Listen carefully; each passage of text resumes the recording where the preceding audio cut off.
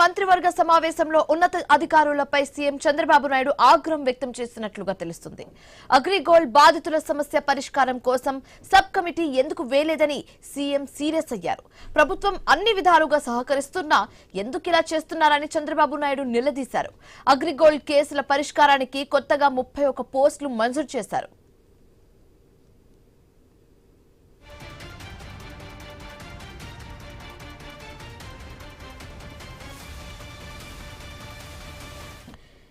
AP మంత్రివర్గ సమావేశంలో ఉన్నతాధికారులపై CM Chandrababu Naidu ఆగ్రహం వ్యక్తం చేసినట్లుగా తెలుస్తుంది. అగ్రిగోల్డ్ బాధితుల సమస్య పరిష్కారం కోసం సబ్ కమిటీ ఎందుకు వేయలేదని సీఎం సీరియస్ అయ్యారు. ప్రభుత్వం అన్ని విధాలుగా సహకరిస్తున్నా ఎందుకు ఇలా చేస్తున్నారని చంద్రబాబు నాయుడు నిలదీశారు. అగ్రిగోల్డ్ కేసుల పరిష్కారానికి కొత్తగా 31 పోస్టులు మంజూరు చేశారు.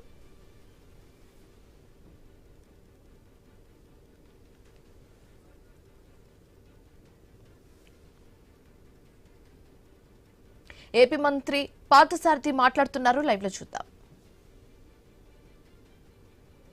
దూరంలో ఉన్న అన్ని నగరాలని కనెక్ట్ చేసే విధంగా increase connectivity to 25% destination in India and 10% destinations globally.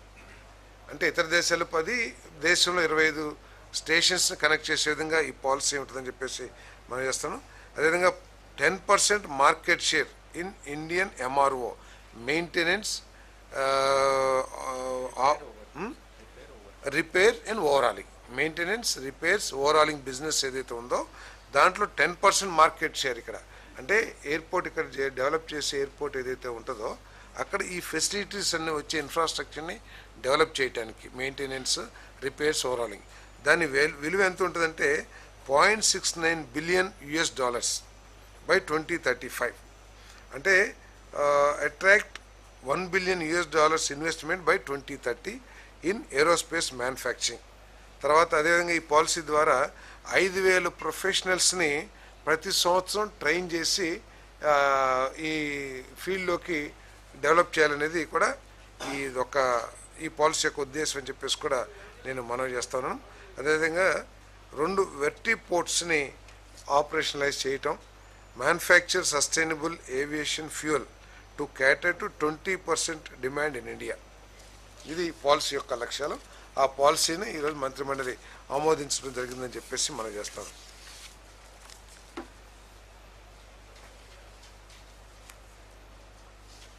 July 1, 2026 నుండి ఆంధ్రప్రదేశ్లో Viksit Bharat guarantee for Rozgar and Ajeevika mission Gramin VBG Ramji act 2025 అమలు చేయడానికి గెజెట్ నోటిఫికేషన్ జారీ చేయడానికి మంత్రిమండలి ఆమోదం తెలిపింది. రాష్ట్రంలోని మొత్తం గ్రామీణ ప్రాంతాల్లో Viksit Bharat guarantee for Rozgar and Ajeevika mission Gramin పేరిట ఈ పథకం అమలు జరుగుతుంది. కేంద్రం మరియు రాష్ట్ర ప్రభుత్వాల మధ్య 60:40 బేసిస్ మీద ఫైనాన్షియల్ షేరింగ్ ఉంటుందని చెప్పేసి మనం చేస్తాను. దీంట్లో ముఖ్యంగా ఏంటంటే గత ఎన్ఆర్జీఎస్లో 100 రోజులు గ్యారంటీడ్ ఉంటే దీంట్లో 125 days ఉపాధి కల్పించబడుతుందని చెప్పేసి మనం చేస్తా ఉన్నాను నేను. అంటే దాదాపు ₹307 కాడికి ప్రతి సంవత్సరం 25 రోజులు అదనంగా ఇవ్వటం మూలంగా ₹7,675 గ్రామీణ కుటుంబాలకి అదనంగా లభిస్తుందని చెప్పేసి మనం చేస్తాను. ఇప్పుడు డబ్బులు ఎన్ఆర్జీఎస్ ప్రకారం వారం రోజులు పేమెంట్ చెల్లించాలి. కానీ మనం చాలాసార్లు చూసేది ఏంటంటే నెలలు కూడా రావు. మేము కేంద్రం నుంచి రాలేదో, లేకపోతే రాష్ట్రం రాలేదో, లేకపోతే వాడేదో తప్పు చేశాడు, మేట్ తప్పు చేశాడు, ఏదో రకరకాల కారణాలతో ఈ ఉపాధి కూలీలకి డబ్బులు లభించని పరిస్థితి మనం చాలాసార్లు చూస్తూ ఉంటాం, పత్రికలు చూసాం. ఒకవేళ 15 రోజులకు మించి ఆలస్యమైతే ప్రతిరోజుకి 0.05% వడ్డీ కూడా చెల్లించబడుతుందని చెప్పేసి కూడా నేను మనవి చేస్తా ఉన్నాను. ఇది ఉపాధి కూలీలకి చాలా ఉపయోగంగా, ధైర్యంగా ఉండటానికి ఉపయోగపడుతుందని చెప్పేసి కూడా నేను మనవి చేస్తాను.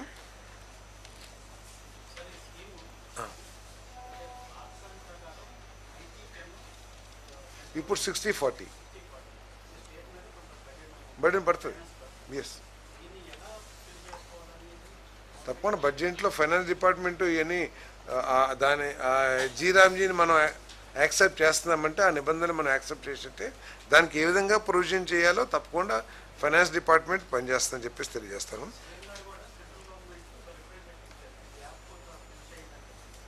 అది రాష్ట్రం టు రాష్ట్రం చేయలేరుగా, ఇది నేషనల్ పాలసీ కాబట్టి అన్ని రాష్ట్రాలకి ఒకే విధమైన విధానంగా ఉంటుంది తప్పితే మీ రాష్ట్రంలో 30% చాలు ఇంకో రాష్ట్రంలో 40 అనేది సాధ్యం కాదు. ఒకవేళ ఈ ఈ పాలసీని పూర్తిగా రివ్యూ చేస్తే మళ్ళీ ఏదైనా 70-30 అట్లా ఇస్తారేమో, అది వేరు, కానీ ఒక రాష్ట్రానికి ఇస్తారని నేను భావించట్లా. But government is prepared. 10,000 కోట్ల రూపాయలు మన రాష్ట్రానికి కేటాయించారు. సో ముఖ్యమంత్రి గారు ఈ 10,000 కోట్లు కూడా ప్రతి పైసా వినియోగించుకుని రాష్ట్ర అభివృద్ధికి చేయాలని చెప్పారు. అదేవిధంగా ఈ వ్యవసాయ దినాల్లో మన సీజన్స్ ఉంటాయి, ఒక్కొక్క ప్రాంతంలో ఒక్కొక్క సీజన్లో అగ్రికల్చర్ యాక్టివిటీస్ ఉంటాయి. అప్పుడు 65 రోజులు అనుకుంటాను, 65 డేస్ 60 డేస్ హాలిడే లాగా ఇవ్వాలని చెప్పేసి నిర్ణయించారు.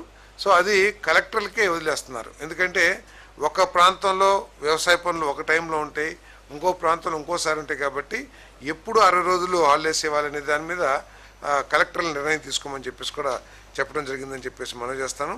అదేవిధంగా ఆధార్ కార్డ్స్ తర్వాత అవన్నీ కూడా కంపల్సరీగా ఉండాలి. ఏది ఉపాధి కూలీలని రిజిస్టర్ చేసుకోవడానికి. ఏది ఫేస్ రికగ్నిషన్ కూడా కావాలి. అంటే సమస్య ఉన్నా కూడా గతంలో జరిగిన అవకతవకలు కానివ్వండి, గతంలో జరిగిన ఏదైతే కంప్లైంట్ చేస్తున్నారో వాటన్నిటికి కూడా అరికట్టడానికి ఈ సిస్టమ్స్, ఈ టెక్నాలజీ ఉపయోగపడుతుంది.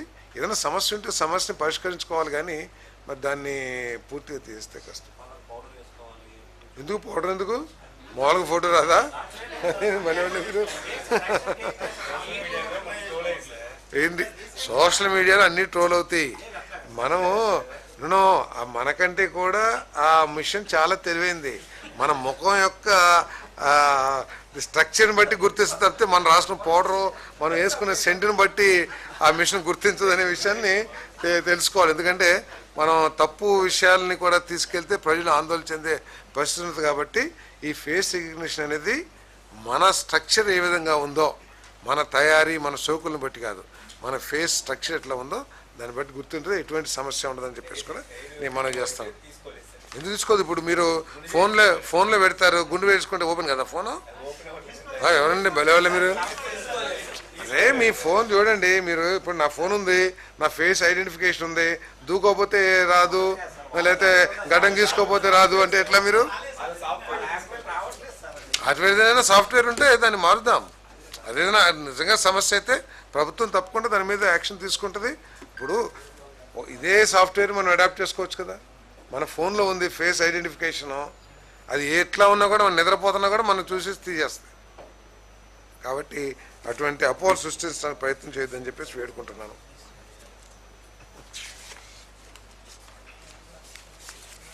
చిత్తూరు జిల్లా శాంతిపురం మండలం సాతు గ్రామంలో ఎల్పిఎం నెంబర్ 91లో 4.94 ఎకర్స్ ఏపీఐసికి ట్రాన్స్ఫర్ చేయడానికి ఇండస్ట్రియల్ పార్క్ విస్తరణ కోసం మార్కెట్ విలువ 12.38 లక్షలకి ట్రాన్స్ఫర్ చేయడానికి మంత్రిమండలి ఆమోదం తెలిపింది. విశాఖపట్నం రూరల్ మండలం మధురవాడ గ్రామంలో 9.39 ఎకరాల ప్రభుత్వ భూమిని ఆంధ్రప్రదేశ్ టూరిజం డెవలప్మెంట్ కార్పొరేషన్ విజయవాడకు స్టార్ హోటల్, రిసార్ట్స్ లేదా ఇతర పర్యాటక ప్రాజెక్టుల అభివృద్ధి కోసం బదిలీ చేయడానికి మంత్రిమండలి ఆమోదం తెలిపింది. 199,96,94,400 రూపాయలు బుక్ అడ్జస్ట్మెంట్ ద్వారా చెల్లింపు జరుగుతుంది. చిత్తూరు జిల్లా లింగాపురం దిన్నె మండలం గుడిపల్లి గ్రామంలో 12.75 ఎకరాల భూమిని ఏపీఐఐసి లిమిటెడ్ ఇండస్ట్రియల్ పార్క్ స్థాపన కోసం మార్కెట్ విలువ 12 లక్షలకి ట్రాన్స్ఫర్ చేయడం జరుగుతుందని చెప్పేసి ఆ ప్రతిపాదనని మంత్రిమండలి ఆమోదించిందని చెప్పి తెలియజేస్తాను.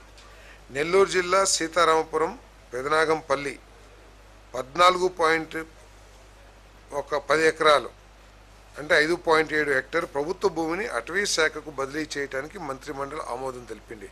అంటే అటవీ భూమిని ఆనవ్ Sanjeev Reddy Somasila high level lift canal phase 1 కింద సోమశిల రిజర్వాయర్ నుండి బ్యాలెన్సింగ్ రిజర్వాయర్ నెంబర్ 4 వరకు కెనాల్ తవ్వడానికి ఈ ఫారెస్ట్ ఏరియాని వినియోగించుకోవడం జరిగింది. ఆల్టర్నేటివ్ ల్యాండ్ కింద ఈ 5.8171 హెక్టర్స్ని ఫారెస్ట్ డిపార్ట్మెంట్కి ఇవ్వడం జరిగిందని చెప్పేసి మనం చేస్తాం. చిత్తూరు జిల్లా వీకోట సర్వే నెంబర్ 519/5లో 11.96 ఎకరాల ప్రభుత్వ భూమిని Hindustan petroleum corporation limited chief మేనేజర్కు పంపింగ్ స్టేషన్ కోసం 8 లక్షల రూపాయల ధరతో మరి నిర్మాణం కోసం కేటాయించడానికి మంత్రిమండలి ఆమోదం తెలిపింది.